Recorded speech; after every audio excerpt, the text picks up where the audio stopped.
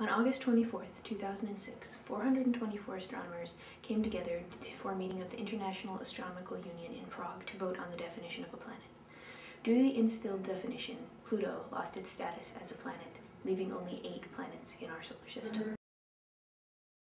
Look at the history of Pluto. Pluto has always been that nerdy, scrawny kid in terms of planets. It was discovered in 1930 by Clyde Tombaugh. From the very beginning, there was controversy over Pluto. They couldn't find its disk, so they knew it was either not very reflective or very small. It wasn't until they discovered Charon, Pluto's biggest moon, that they found out the actual size of Pluto, and it was smaller than they originally thought. Its diameter is only 2,300 kilometers. It's 1/6 the size of Earth's diameter. Size isn't important. Okay, so Earth is 479 times the mass of Pluto, but Jupiter is 318 times the mass of Earth, so maybe Earth isn't a planet either. The planets are too different to say that size is a qualifying factor for planethood. There was never complete agreement over Pluto's planetary status anyway. As early as the 1940s, Gerard Kuiper suggested that Pluto might be an object out in space among objects of its kind. The recent discovery of the Kuiper belt provides support for this statement. As little as 10 years ago, they wanted to give Pluto double status as a planet and a minor planet.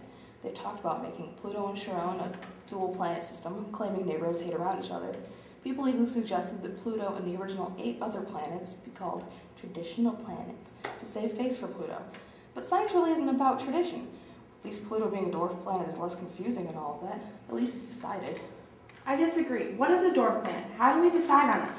You look at the definition of these things and they don't make much sense. There never was a definition of planet before. How can a definition be less confusing than no definition? Just look at the thing. The IAU definition is that a planet is a big spherical object that orbits the sun and has cleared the neighborhood around its orbit using gravitational forces. Dwarf planets are those planets which are unable to clear their immediate neighborhoods, which implies that they are smaller than the larger objects. And space objects are pretty much everything else that revolves around the sun: comets, asteroids, meteors. Seems clear enough to me. Pluto hasn't cleared its neighborhood. Space objects pass through it all the time. But Pluto passes through Neptune's orbit. Does that mean that Neptune hasn't cleared its orbit, or does it just apply to space objects? And objects cross Jupiter's orbit uninterrupted as well. Just look at Pluto's orbit, though. It's not on the plane of the ecliptic. That has nothing to do with Pluto's planethood. That just means something applied force to it at some point. Conservation of mass states that everything would be going the same way unless acted on by an outside force. By that logic, Venus shouldn't be a planet either because it rotates clockwise when everything else goes counterclockwise. Going back to the definition, it states that it has to be spherical to do its own gravitational forces. How spherical is spherical enough? This definition is rife for nitpicking. We're the only one nitpicking here. It was either this or let 3 new planets into the solar system. What next? 400 planets? Every Kuiper belt object a planet? I refuse to allow. It is too complex. This way things are easy to quantify, manageable. You voted this way to keep things manageable? And since when is voting a scientific process? I didn't get to vote on gravity. I thought science was about trial and error, not popular opinion. And evidently, this isn't even popular opinion, as we can't agree. You are just upset because you missed the vote. The whole situation is linguistically fascinating. To see people up in arms about a definition. I mean, it's not as if Pluto fell out of the sky. Only human categorization of Pluto has changed. Planet has been in the dictionary for years. Scientists ignored that until they made up their own definition. Word meaning has a greater effect on humans than any of us realize. The words we use change us, but they don't change the world around us. Not really. What about objects that aren't in our solar system? Suddenly they aren't planets because they don't revolve around the sun? The definition says that planets revolve around the sun. It was amazing the way people reacted. There was a range of emotions from anger to sadness to confusion. There weren't any riots, but there was a slight increase of intellectuals with minor injuries immediately after the fact.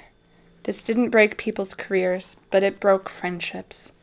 And really, it broke all of our hearts. No one talked about it, but we all knew. We just wanted Pluto to be our Pluto, a planet.